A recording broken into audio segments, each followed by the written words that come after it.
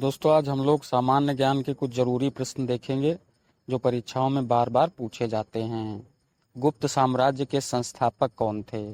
तो दोस्तों ये श्री गुप्त जी थे। जो हमारा गुप्त साम्राज्य या गुप्त वंश था, इसकी स्थापना किसने की थी या इसके संस्थापक कौन थे? तो दोस्तों ये श्री गुप्त हो जाएंगे। एक और महत्वपूर्ण प्रश्न दोस्तों आप लोगों से यहाँ पे पूछा जाता है कि भारत का नेपोलियन किसे कहा जाता है? तो दोस्तों ये समुद्रगुप्त को कहते हैं। भारत का नेपोलियन किसको कहते हैं? तो ये समुद्रगुप्त हो जाएंगे। और गुप्त साम्राज्य या गुप्त वंश के संस्थापक कौन थे? तो ये श्री गुप्त हो जाएंगे। महत्वपूर्ण प्रश्न है, कई सारी परीक्षाओं में पूछा गया है, इसको आप लोग याद रखिएगा। अगला प्रश्न है, निम्नलिखित में से कौन सा नगर गुप्त वंश की राजधानी था? तो ये पाटलिपुत्र था। जो गुप्त वंश था इसकी राजधानी कहाँ स्थित थी, किस शहर में थी? तो दोस्तों ये पाटलिपुत्र में हो जाएगी। पाटलिपुत्र कहाँ है? तो दोस्तों ये वर्तमान जो पटना है इसी का नाम पहले पाटलिपुत्र था, जो कि बिहार में स्थित है। महत्वपूर्ण प्रश्न है, कई बार पूछा जाता है, इसको आप लोग ध्यान रखिएगा। किस शहर में गुप्त वंश की राजधानी थी? तो ये पाटलिपुत्र में हो जाएगी। और अगर आपसे पूछा जाए कि मौर्य वंश की राजधानी कहाँ थी, तो वो भी पाटलिपुत्र में थी। गुप्त और मौर्य दोनों वंश की राजधानी कहाँ थी? तो ये पाटलिपुत्र में हो जाएगी। चलिए आगे देखते हैं।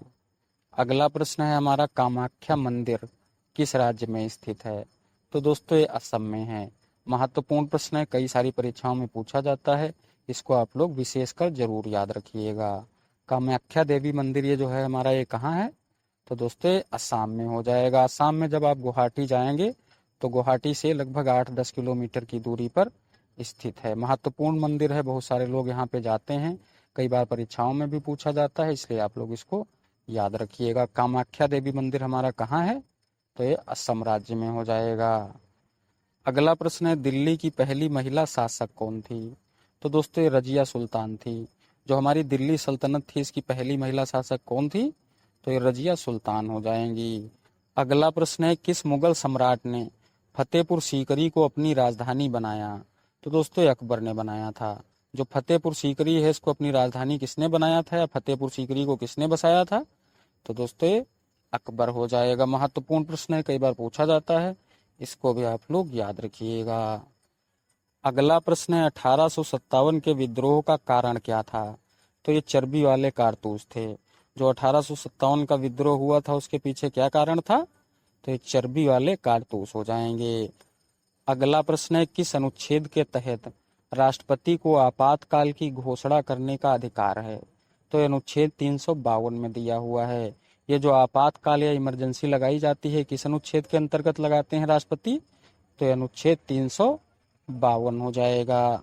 महत्वपूर्ण प्रश्न है, बहुत बार पूछा जाता है, इसको आप लोग जरूर याद रखिएगा। आपातकाल की घोषणा करने का अधिकार राष्ट्रपति को किस अनुच्छेद में है?